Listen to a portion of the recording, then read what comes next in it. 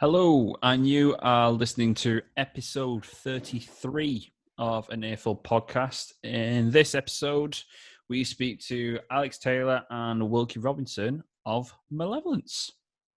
We discuss everything about the new release, the latest label they've created, everything about the band from the last tour in Asia to how lockdown's treating them right now, and much more. Yeah, don't forget to check us out on our socials. So that includes Facebook, Instagram, Twitter under an Earful podcast. And we're also on YouTube now, so you'll be watching this on YouTube, or you might be listening to it on Spotify or whatever. Because we're that bored in quarantine, we've been looking at all the analytics and everything like that. And we've noticed that 91% of you are not even subscribed to us. So if you're watching this video right now on YouTube, click the subscribe button. Come on, guys. Hit that subscribe button. Yeah. Do it. And thanks for supporting us anyway. Hope you enjoyed the podcast. And enjoy. See you later. How's it going, boys? We got Wilkie and we got Alex. What's up? Yo. Thanks for joining us. Thanks for having us. Yeah, nice one. Sorry, finding lockdown. Go on. Yeah, you're finding the lockdown. Took the words right in my mouth there, Matt. There we go. Thank you. Do you know what? It's been like a good chance for us to kind of catch up on a lot of things with like the band and stuff. I guess like Wilkie's been up at Charlie's house packing up all merch orders and stuff. So we've been like quite busy our end with like just like with the stuff to do with the release. Yeah. But also like just taking the time to like enjoy the nice weather, go out and go on bike rides a lot. Like I bought a bike at the start of lockdown, and that's been spending a lot of my time on that. And yeah, just cracking on, really.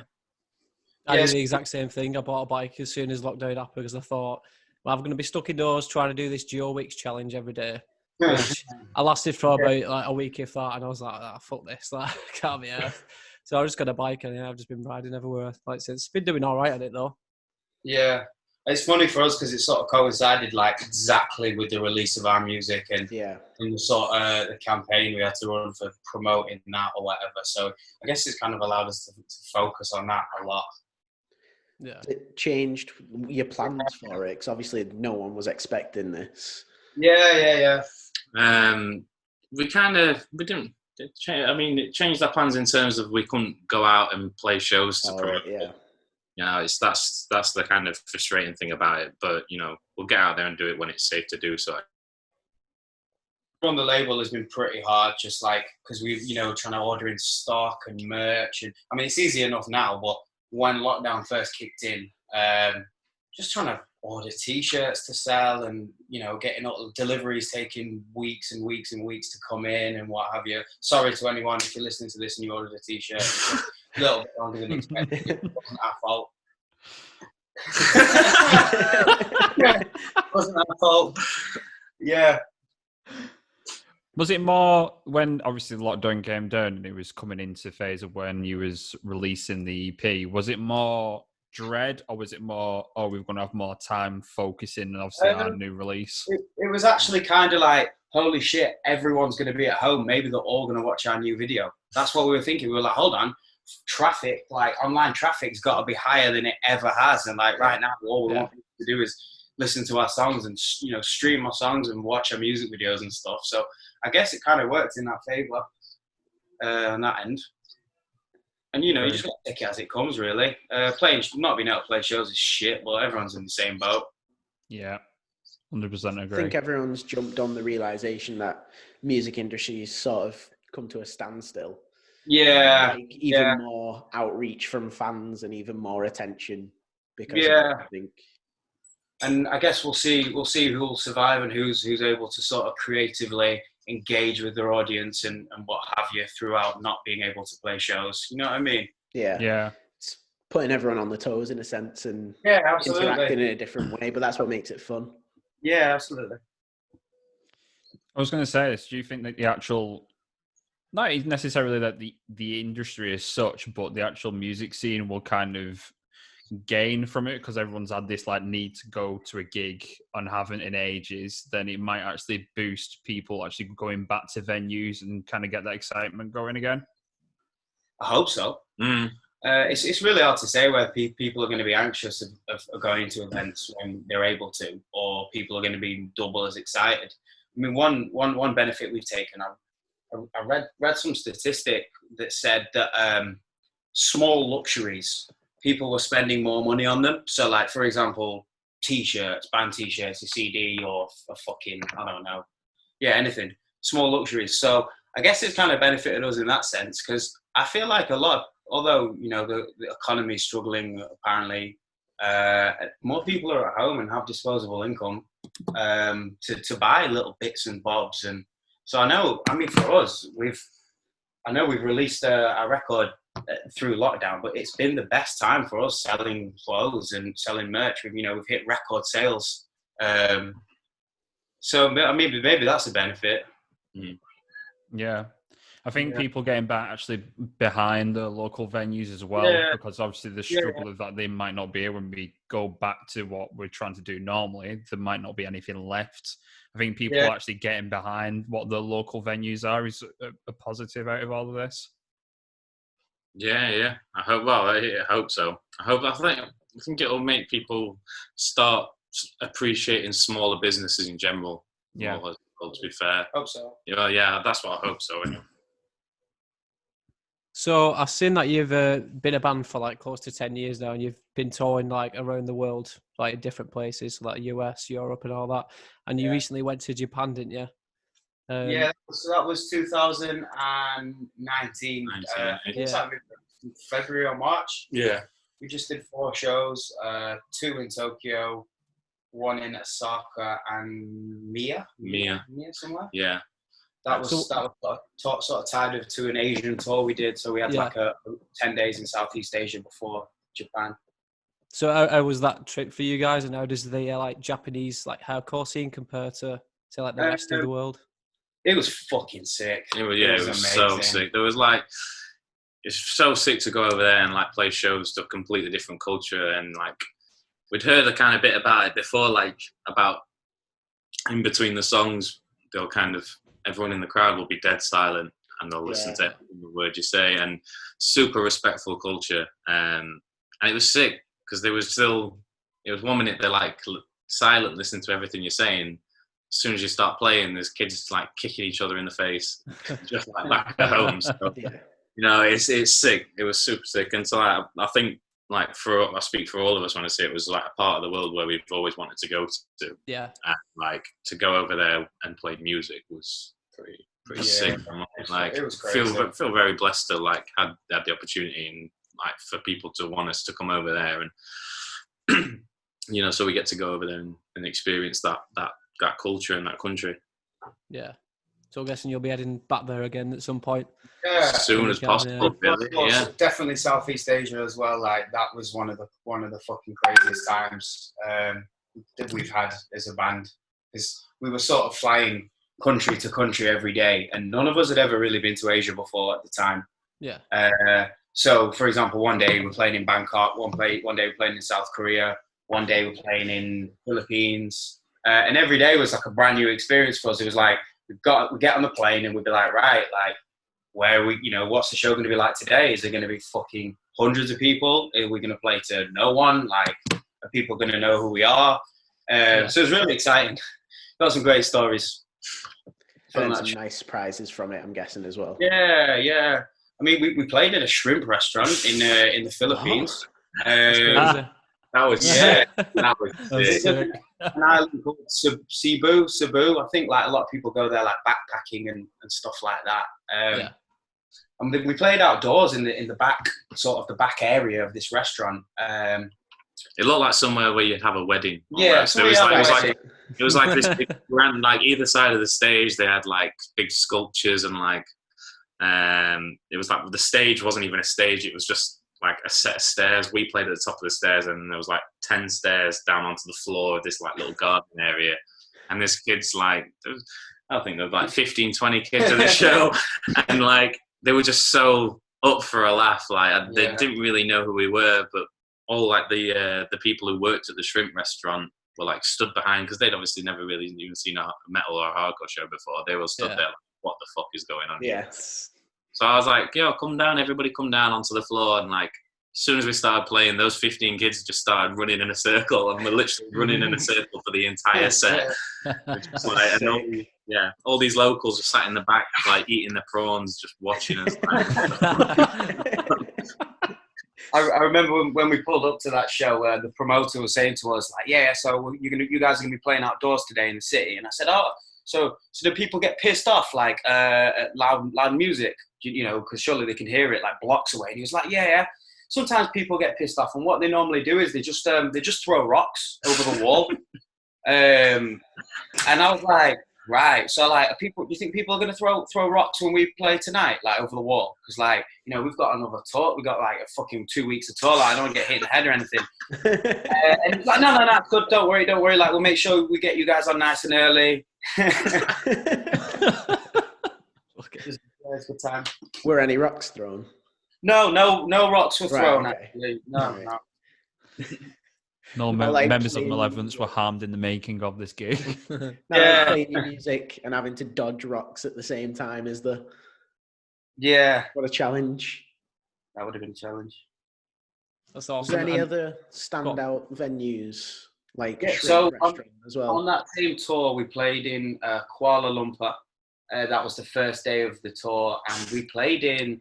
So I think their only sort of metal hardcore venue is it's a squat on maybe like the 16th or 17th floor of a disused skyscraper. So like a huge building, like way taller than anything in Sheffield.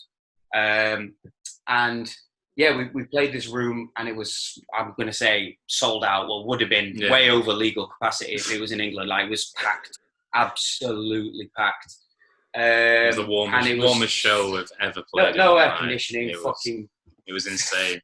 30 degrees. That was when the cultural differences of playing in Asia really hit me. Because Kuala Lumpur is Malaysia is primarily Muslim, so obviously not many people drinking at the show. Yeah. And instead of drinking, there's some nice girls selling bits of apple at the back of the show with cinnamon on.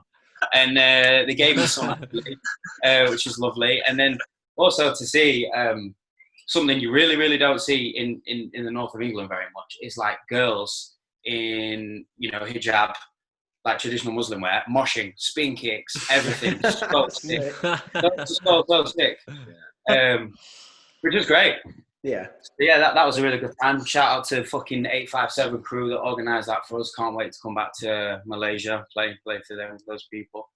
So am I right in saying we definitely watch this as well? Them guys, they're dedicated to everything that we post online. So they'll be shouts out to those boys. So am I right in saying you said an abandoned skyscraper? Yeah. So it was like they'd stopped. I think they sort of.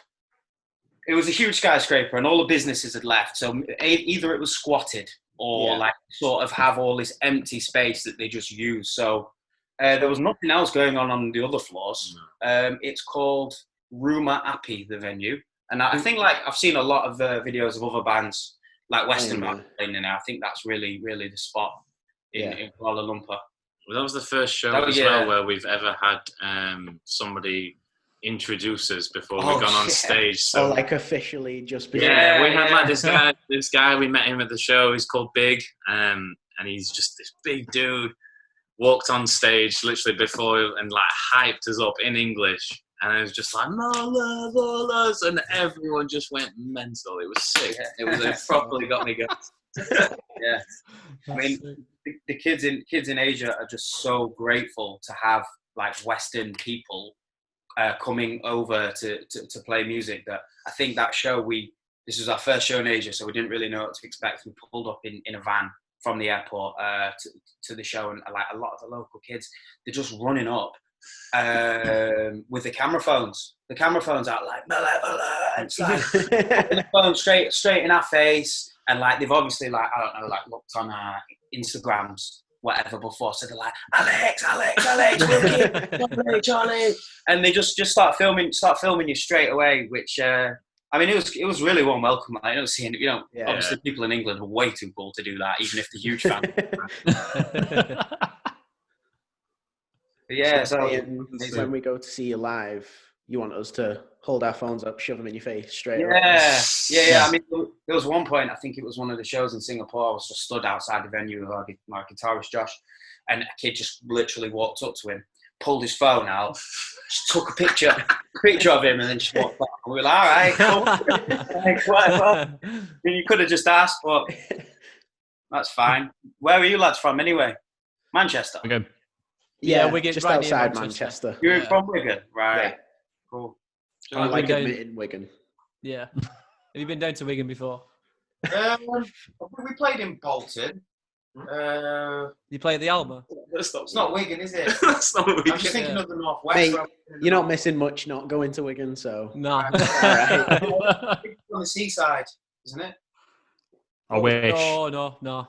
Why's Wigan Pier a thing? There's like, you know, that donk hard. Oh, Yeah. yeah, because we've got Yeah. canal. We've got like the big canal that goes straight through the town. So Wigan Pier was right on the canal, and that was like the hub for like the rave scene, basically. Where Right, Wigan yeah, Pier and yeah. all that sort of thing started.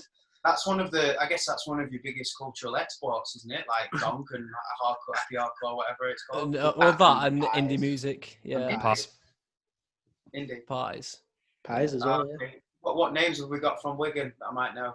The Verve. The Verve. All right. Okay. Fair enough.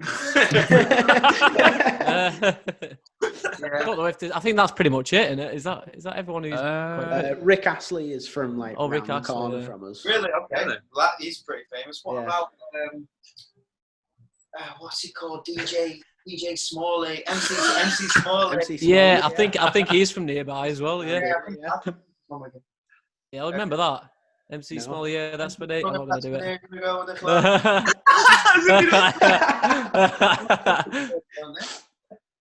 Yeah, MC Small and MC Finchy, I think they're from Wigan. Yeah, so Right. Okay. yeah, there you go. This took a really severe turn. Of all the We're things, doing you now. of all the things I thought we'd talk about, this wasn't on my list. Don't think it's on the notes. So I'm gonna get on to when you did the MLVLTD festival. So that was like a festival that was like headed by but was it 5 years ago? Yeah, I think so. That was 15. Yeah. Yeah. Were So you that there? was like, no, I was there. One of my friends was there because I've been talking about him. He's a big Right. supporter of you guys, so he's Okay. been chatting with him about you guys for a bit. But yeah, it was. So what was it like heading that festival up for yourself with like a roster of other like bands, and then would you so do I it think- again? I think I that one was myself and Charlie that organised it. Charlie's our drummer. To be honest with you, it wasn't that good. It really wasn't that good. Like out of all our headline shows in the north, right? Yeah. I can think of in the last 5 years, it wasn't that good, and I was a promoter of that gig, so I'm not really like that ashamed to say it. Maybe I don't really know why, because I made the we picked the lineup and I thought the lineup was sick. Yeah. I think maybe it just it sort of landed at a point where our band wasn't at our like most valuable. You know what I mean? Like we weren't like I'd say in terms of like attendance and the vibe, probably all of our shows in the north of England since then have been much better. Yeah. Now, I would love to give it another go. I'd fucking love to give it another go. And I'd imagine that I probably will at some point. But I think for me to give it a go, I'd have to like be confident that I could get a lineup that was really good. And sort of, you know, if maybe people from abroad happen to be touring through at the time, I wouldn't want to do it and just it to be average or whatever. But yeah, I mean, you know, it wasn't like it wasn't a failure. Like we didn't lose money or anything like that. It's still fun. It was a good time, and you know, I learned a lot of things about putting on shows and things like that. So, you know, always positive to be taken from it. Yeah, there's not a lot of bands that can say that they've done that for themselves. So the fact that you've done that. We do absolutely everything for ourselves. Yeah, very independent. Like people don't really pick this up when they interview us or whatever, but we've always organised as many, you know, our own gigs. Like when we play in Sheffield, we really don't let other promoters book us because we just think, why would we let a third party book us for a show when we could just book the venue ourselves and all the ticket money will go straight into our pockets and we can pick the lineup, we can do everything ourselves. So yeah, I mean, it's just sort of second nature to us to try and have as much control over the way you people see our band as possible. Yeah. Which Like, means, we're trying to arrange a tour in the future, and we've been talking to our booking agent about thinking, all right, so maybe don't give it to a promoter here, we'll just do it. We'll put on the show. Is that where having your own record label as well, that sort of comes into play? Yeah, so you can it's the everything same yourself. So obviously, yeah, we have our own label, and when I say we run our own label, like I've been fucking packing the orders with my hands today, doing the customer service today, like replying to if you message the page and have a problem with your order, it's a member of the band you'll speak to, it's a member of the band that packed your order. We design the merchandise ourselves, like it's really the case of we do everything ourselves unless we can't. And also Charlie's mum, her house is literally stacked to the ceiling with cardboard boxes full of t-shirts. So it's most of the time it's like the band or Charlie's mum posting out. Yeah. So I've got to give a shout out to Sue because her house is like a sweatshop for the past 5 years. Yeah, I mean, there's just stock everywhere. See, like people don't really. Go on, Matt. Have you frozen? I was saying, I guess that's the nice thing with like keeping it inside of the band and family members. Like, there's no additional third party involvement in that. Everything's just simple, straightforward, no fucking round it. You know what? You say that, but the record that's just come out, we were like, right, we're going to do everything ourselves. We're not going to work with the label. We're just going to give it a go. We'll release three song EP, sort of test the waters, test how capable we are to handle releasing something ourselves. And it's been a real learning curve for us. It's gone great. It's gone fucking. We're actually kind of overwhelmed with the demand that we've had at the moment.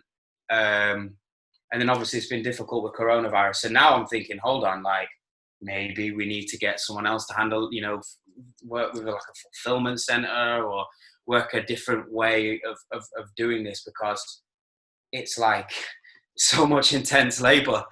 We've thousands of orders or whatever coming through. And then you just start thinking, hold on, like, am I in a band? Am I in a band to fucking wrap up t-shirts and go to the post office, wait in a queue? Or am I in a band to play gigs and do all that stuff? So be creative and stop whinging. Yeah.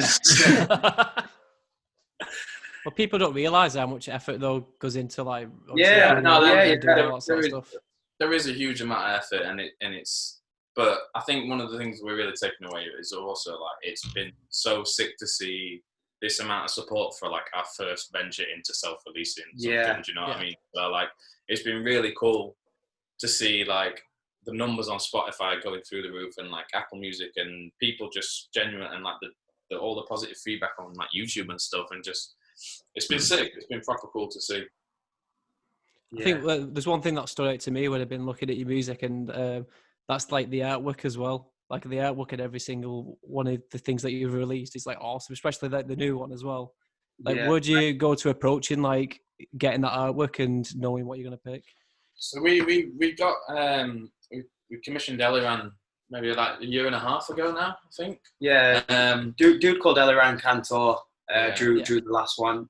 The latest EP, the first two were by a tattoo artist in, where's he from? Norwich, called Tom Bates, who was the drummer. I think he was the drummer in a band called The Boy Will Drown. Don't know if anyone knows that band. It was like, they were like a tech death band like 10 years ago that like, I think we were like some dudes in our band were into. And I think that might have been how we became aware of his work, or our first label, they put us onto him. So that was how we found him. And he did our 2 full-length album covers. And then I think Eliran, we got in touch with him, it might have seen through Instagram, I think. Yeah, it was through Instagram, because I remember spotting some of his work. Like he's done so many bands, especially like big bands and bit bands from our kind of subgenre as well. Yeah. I think we just hit him up one day and we just said, look, we'd love to be for you to design a piece of art for the next record that we're working on. And he got back to us pretty straight away, didn't he? And yeah, he was like, "Yeah, do you guys have a concept?" We were like, "No, we don't actually." We were like, "No, we don't. Just draw something." And he was like, "Really? Like nothing at all?" And we were like, we kind of gave him like a bit of a small brief, and basically kind of said, "It's a rough idea of what we want, but free reign. Play with it." And then a few months later, he hits back up and is like, "Yo, here's like the first look at it," and then he could design basically a whole kind of like concept. He wrote it, like, not only did he draw the picture for us, but then it came with this page of text which describes, the metaphorical meaning behind all the things happening on there and what they were supposed to represent and what have you, which was great. I mean, it's great ammo for interviews. When people are like, what does this mean? Really, what that artwork means, and I'm like, well, actually, this guy's written a whole page on it. Start reading that to them. Yeah. Clear your throat and do it. So there's a quarantine version of the artwork. Yeah. When did that come around? And did it kind of fuck about too much with, obviously, if you're releasing a new design for that artwork, did it change a lot? Did it take a long time to turn around? Or basically, I came home one day and he was sat on this sofa, proper high, and just got fucking... I was like, look how fucking funny this is. I put a load of gloves and a mask on our album artwork, and I was just going to post it as like a meme on our Instagram to fucking drive some traffic or whatever. And then we were like, oh, hold on, like, we should probably try and do like a special edition release. And I was talking with our drummer, like, oh, have you got any ideas for like any sort of special artwork we could do for like a release cover or whatever for the record? I was like, well, actually, I've got this really fucking funny picture that I made. Let's do that. And then we had this big debate. We were like, oh, how many of those should we get made? Like, do you think people are going to find it funny? Do you think they're going to sell? Do you think people are going to want it? And then we put them up and they sold out like in like 15 minutes or something, like mega fast. So that was sick, actually. Worked and out. how many copies did you make of it? We only made 100 of them. And cool. we won't be making any more because I guess like if it's not rare, then it's people aren't as interested in them, I guess. Yeah, totally. That's exactly like what we were talking about earlier, being on your toes with this lockdown and jumping onto something. That's such a great way of, giving something unique to your fans. Yeah. We do. I think we do kind of take a lot of pride in like the stuff. I mean, Wilkie designs like pretty much everything in terms of merch and stuff like that.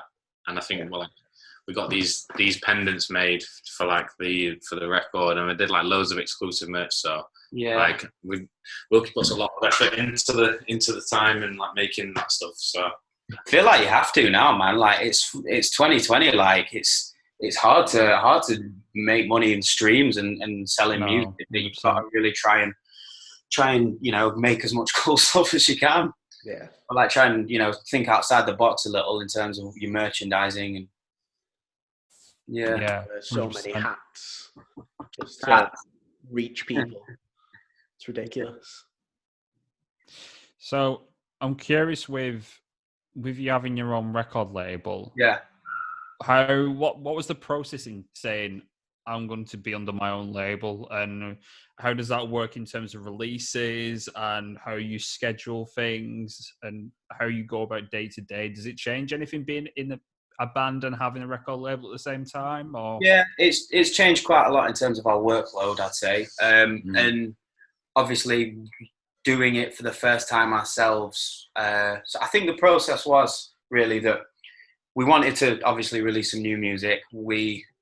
The offers that we'd had or the interest we'd had from labels, we didn't really get us very excited. We weren't that bothered about what anyone had to offer us. We were also no disrespect to anyone there for listening, but it just didn't get us really excited. And we thought, hold on, like the last album we'd released was through German label called Beat on Hardware, and they did a great job with our release. But we thought, hold on, like we kind of know how to do things like that ourselves. Like in the same, the same DIY ethos I was talking about earlier. We were like, hold on, like we're cutting all these other people into our piece of our pie. You know, they're having a section of our pie, and we think we can do a really good job of promoting this and we can get this in front of this many people. And you know, now with social media, I feel like you don't need the backing of the metal industry as much as you did before. You know, we have the channels to promote to our fans, and hopefully some channels to promote to people that don't know who we are as well. So we're like, fuck it, let's give it a go. Like, that's why this is why this is 3 tracks, not an album. We're also kind of like taking into account that it takes Malevolence a long time to write a full length, and you know, because we are quite picky on what we put out into the world in terms of music. And I think like going for like a short body of work just seemed like the most logical step really for us, I guess. And you know, just to keep everything ticking over and keep people interested, give people new music to listen to, and like we're still writing the whole time as well. So it just felt like a shorter body work was like the more appropriate thing, just to get something out there really and get some new music going. I mean, with the label, we learned a lot about what we were capable of, and we also learned about what we aren't capable of, or might still be out of our reach. We worked with quite a few people as well, because our idea was like, right, we're going to self-release, we're going to release it through our own label, but we're not going to let our independent status like have any hindrance on the overall end of the product. Like, we want the music production to be as good as it would be if we'd have got signed by fucking Sony. You know what I mean? Yeah. When the music production should be as good, when the videos to look just as good, we want the artwork to look just as good, we want the packaging of the thing, the merch, we want it all to look and feel like it's you know, come from people who have been doing this forever. So yeah, we invested a lot of effort into that and just trying to make it comparable with everyone else, really. I mean, I feel like, obviously, if we would have gone with a bigger label, a lot of them have that influence in the industry where, okay, they might be able to get you more Radio 1 plays, and they might be able to get you on opening these big festivals, or, you know, somewhere on bigger lineups and things like that. But I'm proud of it. I'm proud of what we did, you know, proud of what we did. And I think we've been successful. And I'd like to do it again. Our next record's independent as well. Yeah. With it being your own label, are you wanting it just because, like you said, you just test the waters for your own label on your release? Yeah. Are you primarily focusing with your label on just Malevolence, or even bands that you're fans of? So I've been talking about this. So prior to Malevolence, the latest release, there's been 2 other releases under MLVLTD. One of them is Rough Justice. So that other band, that's our guitarist, Josh. He plays drums in a hardcore band in Sheffield. And it's real hardcore music. It's not like Malevolence, like it's proper hardcore music. Like, it's not like metal and fucking, they don't play Download Fest. You know what I mean? It's DIY stuff. Like, so he's our drummer was responsible for like that release. So he released Josh's band, Rough Justice. Our drummer Charlie, he also plays in a band called Desolated. I don't know if you're aware of, from Southampton. I've heard of them. Yeah, okay. So we were very close with that band, very, very close with them coming up over the years. So we actually all played in that band. Like, I played bass for them for a little while. Alex sung in them. Our drummer now drums in them. Our guitarist has also played guitar in that band. So yeah, we were like very floating band. Yeah. We were very incestuous. Anyway, so he released their record. He released the Rough Justice CD. And then I've been with him today, and we've been talking about releasing other bands, and we want to do it. It's just whether or not, like, we hear some shit that's good enough that we want to release. Yeah. Or, like, you know, if they're good enough, and also if people are down to work, like, you can't release a band and then them being like, nah, we're not actually just going to tour. We're not bothered. Like, you know, they got to be good. And they got to be down to fucking go out there and sell that shit to make it worthwhile, I think. So sell that shit. Should we get on to horror? Horror, yeah. I haven't got. I think I've already told you guys about this. I only watched the trailer, so I know a bit of horror. I'm not a big fan of it, but I'll give it a go. That's okay. Well, we usually ask the question to everyone we have on: what's your favourite scary movie? Favorite scary movie? Or trailer. Or trailer, yeah. Like the scary movie series, I used to love them. Yeah. Favorite Sick. scary movie? It's Scary Movie, I think. Now, to be fair, like Yeah, I'm not counting that. I like the source. I like it. It is just like stupid and excessive, and it's not really scary, but Yeah. I do like them films. Have you heard they're doing a new one? That actually Yeah. breaks my heart because I thought the last few you just needed to. Yeah. Yeah. The last one I Pretty watched bad. actually was the one where the guy from Chester from Linkin Park was glued to a car seat, and Yeah, he it's bad, was that like one. he was like pulling away from the seat, and it was pulling all his skin off, and he just did the sickest metal scream, and I was like, he's probably got 20 grand just to go into Saw and do like, yeah. That's how they got him to do the giving up scream. Yeah. Just super glued him to a car seat. Scream for 15 seconds straight. Yeah, well, obviously that was short and sweet with a horror one, but we do another one as well, so we'll go on to it. Yeah, cheers, guys. Yeah, we usually ask you what pisses you off the most, or like pet peeves. Pet peeves. Yeah, so you, basically, Pet What? peeves. you get to rant about whatever you want. What's pissed you Oh, off God. lately? Here all night. What do I not like? That's all right. Fucking hate washing the pots, me. I hate washing pots. I think we all do, especially being in quarantine for so long. Yeah. What do we hate? What have we bitched about recently? Can't think of any. What do you lads hate? You got anything that's going to inspire me? During Slow walking. quarantine, mine's it's going to the fucking shops. Yeah, right. Hate going I hate it now. tomorrow morning. Hate it. Mate, I mean, like, obviously, I like it when my fridge is full, but yeah, that's it. just the chore of going to the shops, pretty shit. I used to enjoy it, but because of quarantine, I've been walking Yeah. around seeing people like the bellies out eating chicken going the wrong way down the aisle. Yeah. Puts me off. Gross. Not really slim, am I? You got any, Alex? I'm trying to think of what bugs me. It's little things like so we've had before, like people who walk too slow in front of you, like just silly stuff like that, but it pisses you off like day to day. People who aren't punctual. I mean, like, Yeah, we've had this one as well. Yeah. Yeah, right. yeah, being punctuality. It's just like Non-punctuality. non-punctuality. Yeah. When you say you're going to come to a band practice at 6, right? Don't rock up at 10:15 with a takeaway pizza in your hand. Sounds very specific. You can tell like what winds us up in our band, but That's happened to be quite honest, a lot. yeah, like I don't know, just punctuality, non-punctuality is probably a thing. I'll double check that I've spelled everything correctly on this post when I put it out then. Or misspell it on purpose. So in terms of the band, have you got anything planned now for the future? I know you just released that, the 3-song EP. Is there anything else you're planning to release for this year, or any events in Yeah, so specific? we're writing. Like our guitarist Josh, he's putting like a lot of time into writing at the minute. Yeah. We've got a lot of ideas on the go that are kind of like, you know, basis for songs. Don't know if we'll see another release this year.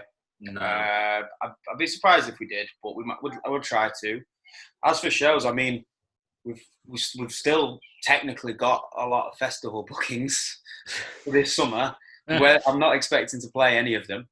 A lot of them now are starting to kind of reschedule for us for next year. So Yeah. a lot of the bookings that we had, especially in Europe, they've already just moved the lineups to next year, which is sick. And we're like, it's sick that we get to still go to those festivals. In terms of jumping on like more festivals, because a lot of the festivals are doing the same thing, it means that there's not necessarily going to be space on other festivals next year. Yeah. So we'll kind of see how it plays out in terms of like getting more next year. We've also confirmed for a tour late next year.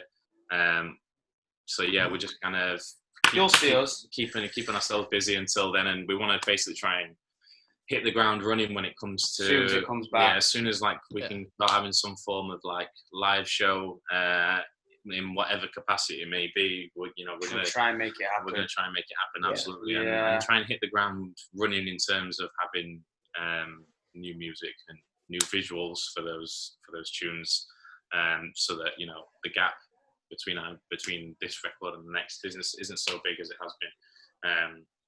So yeah, we got kind of lots to be doing as well behind the scenes as well. Like we're still getting, like I said, he's been packing merchandise all day today, and there's still lots to be done behind the scenes. So yeah, we're just keeping busy, trying to stay productive, and just looking forward to getting back out onto playing live shows, because that's like why we do. Why you do it. It's weird, man. It's so weird having a summer with nothing.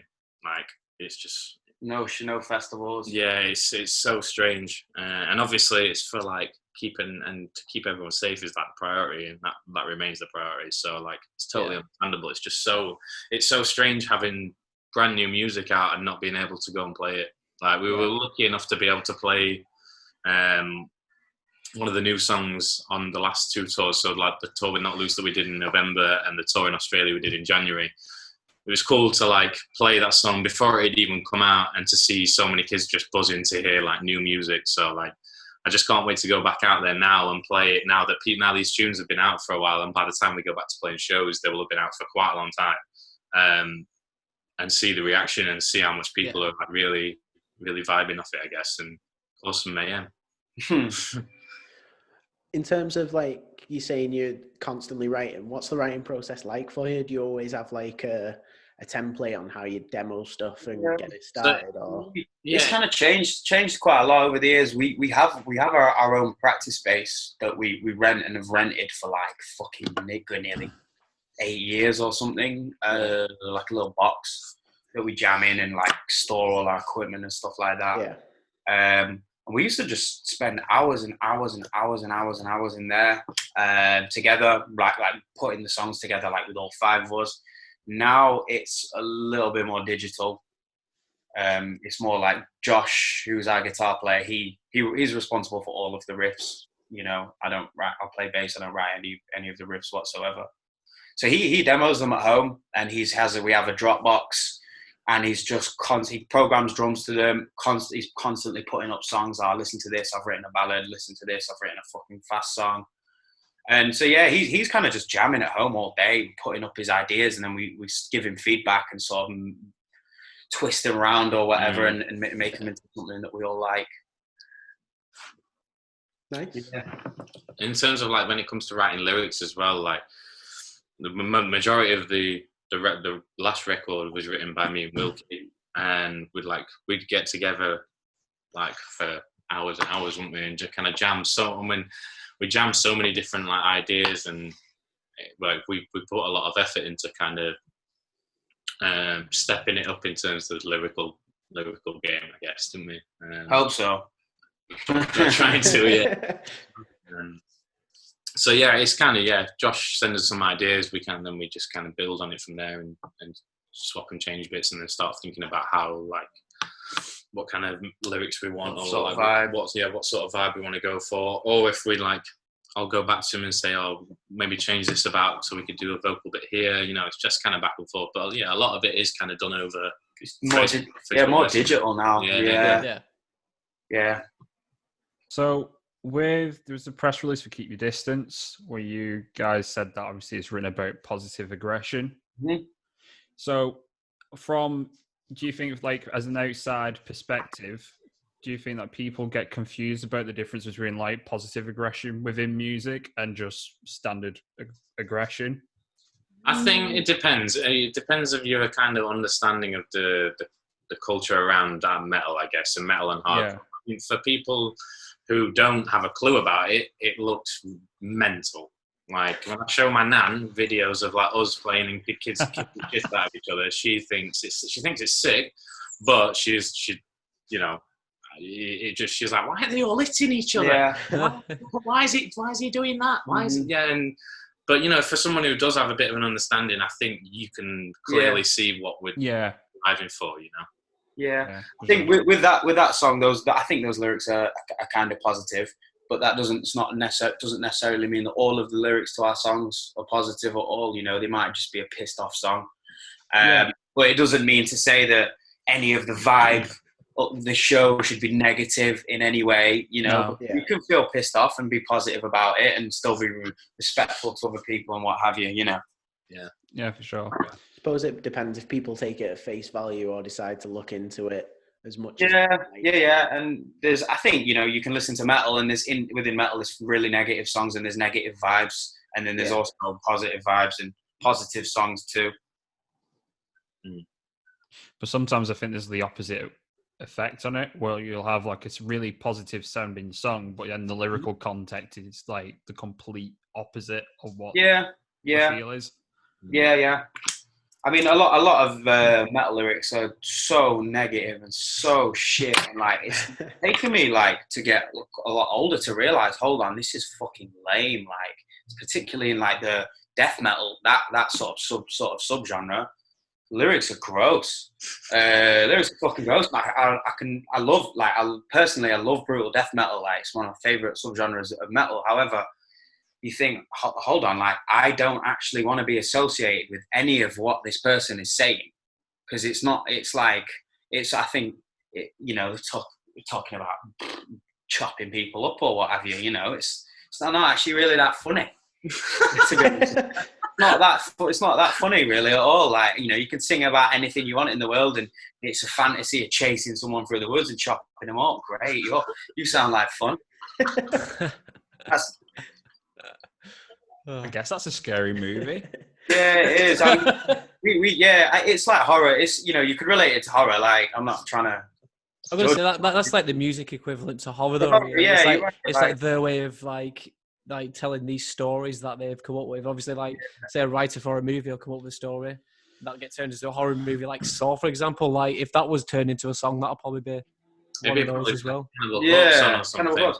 Well, we toured with, do you know the band Dying Fetus, death metal band? Do you know that name? I've heard of that. So we toured with them, long tour, like back in the day. I think I was 19 or something. And, you know, I had to tell my mum. She's like, I was like, oh, I'm away for 6 weeks, playing 42 gigs or whatever. Oh, that's great. Who are you playing with? We're supporting this band called Dying Fetus. and this other band called Goat Whore. You know what I mean? Isn't the one called Anal Cunt as well? Yeah, exactly. And by the way, like, for the record, Dying Fetus are so sick. Like, the bands, I love the music. Absolutely love it. But the fucking branding, so offensive. So fucking offensive. Like, you can make jokes about whatever you want under the sun, right? Yeah. But why would you pick that? It's not funny, is it? It's giving us a laugh at the minute, hasn't it? Yeah. Well, Cradle of Filth went down all that sort of path, because I remember they're releasing all them t-shirts that had Jesus is a cunt on the back of it. Exactly. I mean, that sort of stuff. Yeah. It's kind of like... I would never wear that. I'd never fucking put it. Yeah. Shock value, innit? Yeah. It is. And it's kind of like reminiscent of the punk scene as well, from like the 70s and that. And it's sort of like rebellion sort of thing. Yeah, I'm not really into that, to be honest with you. Like, I think it gives our genre a really, really bad name, actually. Yeah. I think it's also kind of telling as well that, you know, like, metalheads will give like people grief for wearing North Face or whatever, like a Nike. Yeah. Like, like we get it in a like YouTube comment, like bunch of chavs all the time. Yeah. But then these guys are happily walking around with like a butchered woman on their shirt. The metal community to me, it was like it kind of, you know, it's meant to be kind of open-minded and welcoming, and like I've seen like the top comment on I was watching a baby metal video last night. Don't ask me why.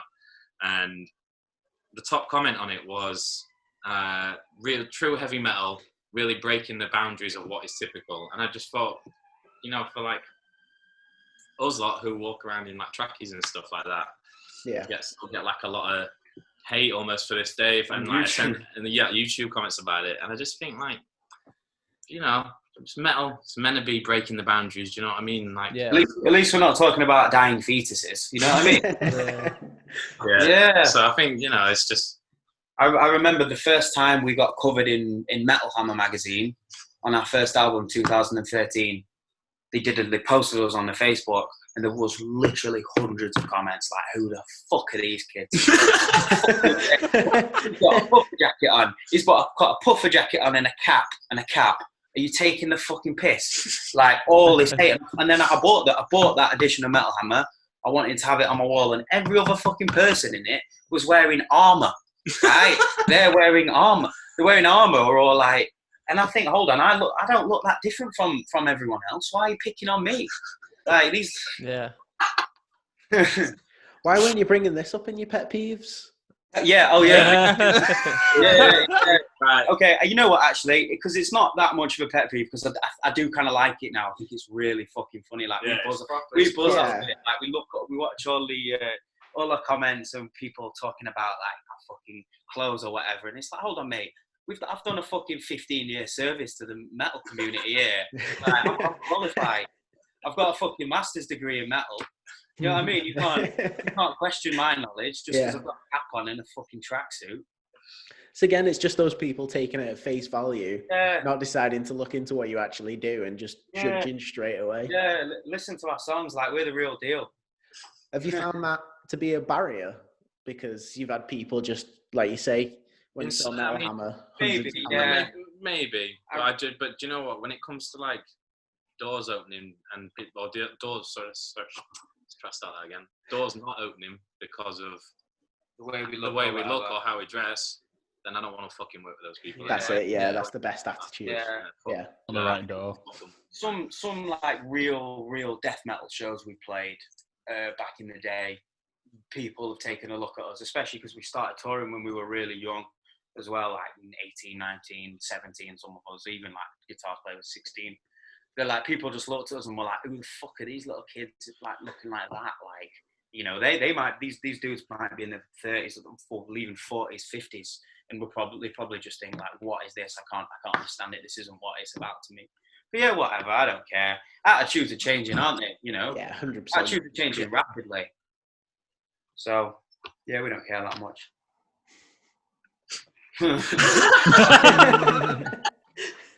like it. In fact, you know what? I enjoy it. We like I it. proper Yeah. buzz off it. That's why we make these stupid videos. I don't know if you guys have watched any of our videos. Like, we make fucking videos that look like rap videos. You know, more inspired by rap music than But metal. you know what? I think that's when it comes to like the visuals and stuff. That's why we kind of try and set ourselves apart, and we like from what everyone in our scene is kind of doing as much as we can do. And we just, you know, we end of the day, it's just we make videos for what we think looks cool and like what we like. Don't really, not really care what fucking. Yeah, but we're not really thinking too much about what elitist metal guys or elitist hardcore are doing. We're all saying we're just having fun. I think that was really obvious with the Remain Unbeaten video, because that was like one of the most fun videos to shoot, like us running around Tokyo for 4 days with a camera and a drone, climbing onto the top of hotels and stuff like that, and just generally just having a good time. And I think that's probably one of my favorite videos that we've done, just because it kind of sums us up, and you know, we're not taking ourselves too seriously as well. Like, you're having fun with it. Yeah. That's like, otherwise what you doing? Exactly. That's the thing, innit? So, like, these guys are judging you based on what you're wearing. So, obviously, they've clearly got nothing else better to do. But you're, like, shoving it back in their face because you've done all this yourselves. Yeah. You've toured all these places, man. And at the end of the day, like you said, you're not taking yourselves too seriously. And people love it as well at the same time. So, either way, it's a win-win. Yeah, I mean, in my opinion, like hate online or people reacting that way online is generally an indicator that you are succeeding. Yeah, exactly. If people don't care. Like, if people don't care unless other people like it, you know what I mean? Like, no one would comment all that stuff if the videos, no one was watching the videos. You know, people because the reason why they're angry is because the mates fucking told them to check it out, and the mates all love it, and then they listen to it and they're like, oh fuck. Look at what he's wearing. And then they get angry. Start writing the comments. So, I mean, a lot of really successful people are really fucking hate it too, aren't they? You know, so not that we are, but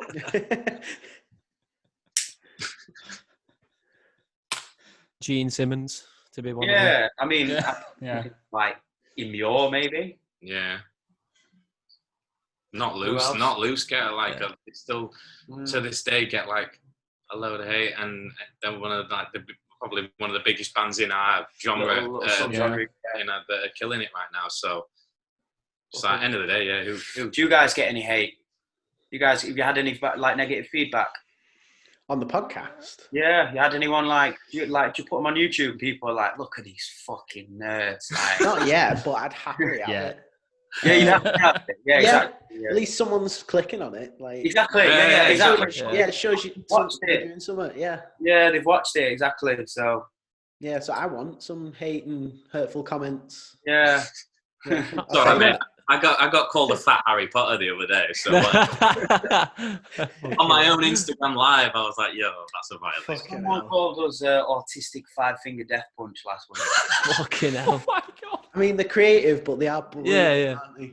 I mean, you should like work with that, and then on your next music video, become a fat Harry Potter. Yeah, Fuck it, yeah, work with it. Lean into it. yeah. I Maybe don't know, we should t-shirt with like all the funniest negative comments we've had on the back. yeah. That'd be a good idea. Next But yeah. concept for you. Yeah. I think we had one when we played a show last year, and we were looking for ages, seeing if there's any reviews, and one popped up, and it was 2 out of 5, and the descriptive for it was forgettable as a band. I was like, Oh, that's horrible. But that's because you know what pisses me? Another pet peeve, right? yeah, Is people like people who go to like review a show, or they'll sit and review an album. yeah, And they'll not even like pay attention. They're just like, this is shit, blah blah blah, not worth the time. What gives you the opinion to like, what gives you the right to kind of like criticize anyone else? Then again, though, it's the purpose of it is a review, and if you're not gonna be completely honest, then what's the fucking point? You know what I mean? You can't say everything's good, otherwise it'd be boring to me. You know what I I mean? agree, but I think people just Not everything. will kind of like, they'll say negative things for the sake of it, and not really kind of. I think we had a couple of reviews on this latest record that I did feel was a little bit unfair.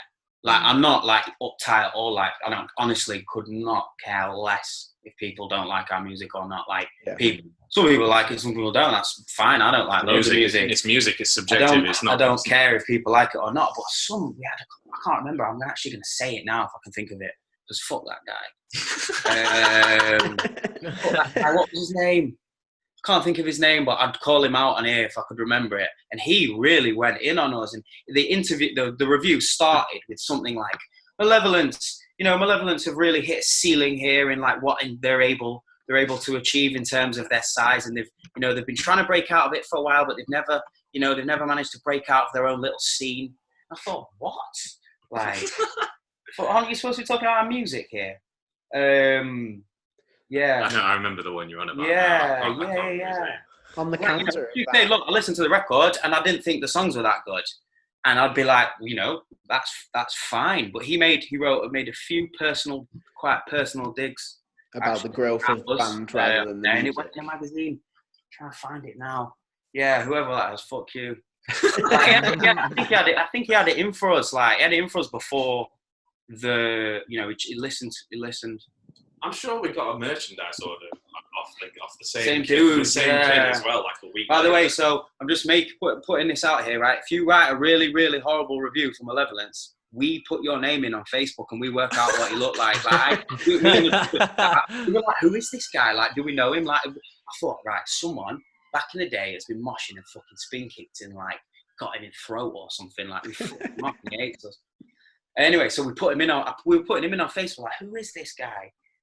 So that's just a quick word of warning. Not that we're going to do anything nasty, but check out who you are and what you look like. Chat loads of shit about us. On the counter of like what you were saying about music reviewers, I know there are people who review music that then go, oh, I gave the last record that I listened to a good review, so this one cannot be good. All right. Okay. Yeah.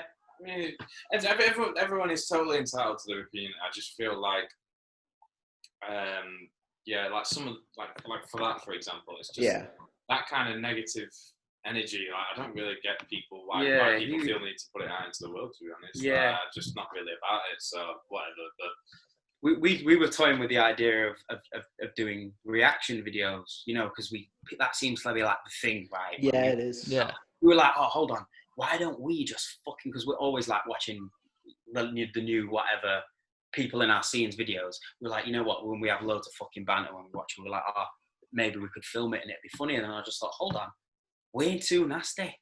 Like in our own private space, like I'm never gonna go online and say anyone's band's shit. Like I think that's so fucking lame to do that.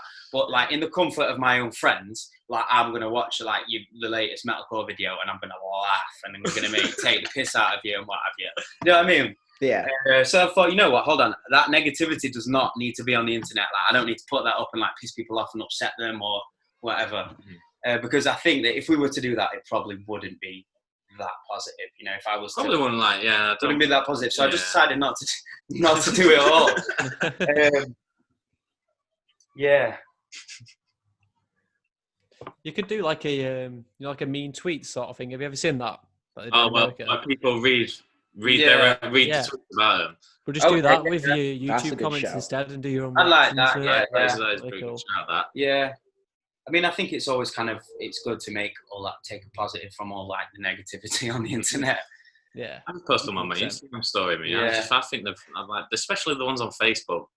There's some like, we did like an advertised post on, and it was like aimed at America. Well, I think it was America, and a load of Americans commented on it. Like they hated it. I think they were the ones that came with the autistic 5-finger death punch comment, and it was like so. Yeah. But there's just some of them they're just so funny. They're so funny, and they're like So I'll bang up on my story every now and again on Instagram, and just like it's just gold. Have a laugh about it.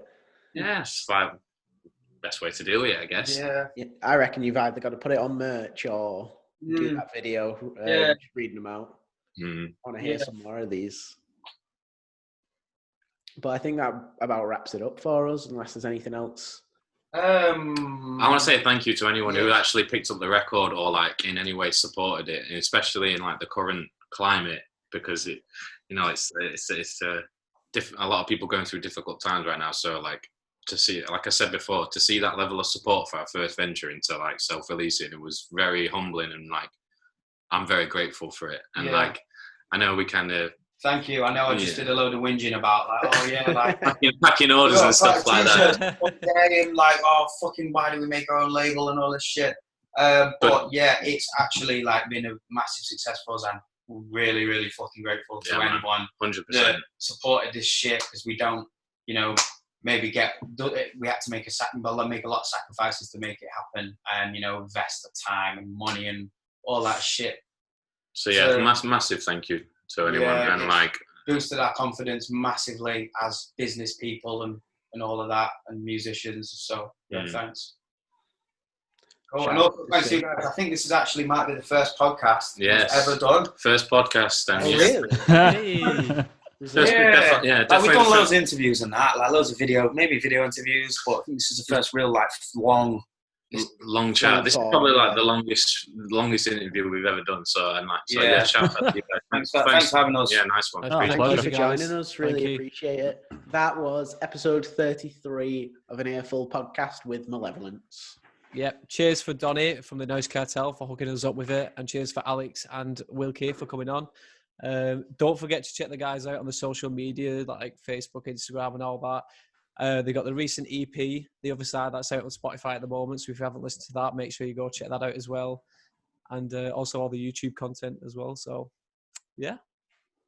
And whilst you're on social media, do not forget to go and check us out at an Earful podcast on Facebook, Instagram, Twitter, and YouTube. And remember, 91% of you who watch our content are not subscribed. That means that 9% of you are faithful followers. The rest of you do something about it. If you're watching the podcast this far and you haven't subscribed by now, shame. More reason to. But yeah, thanks. Thank you. See you next time.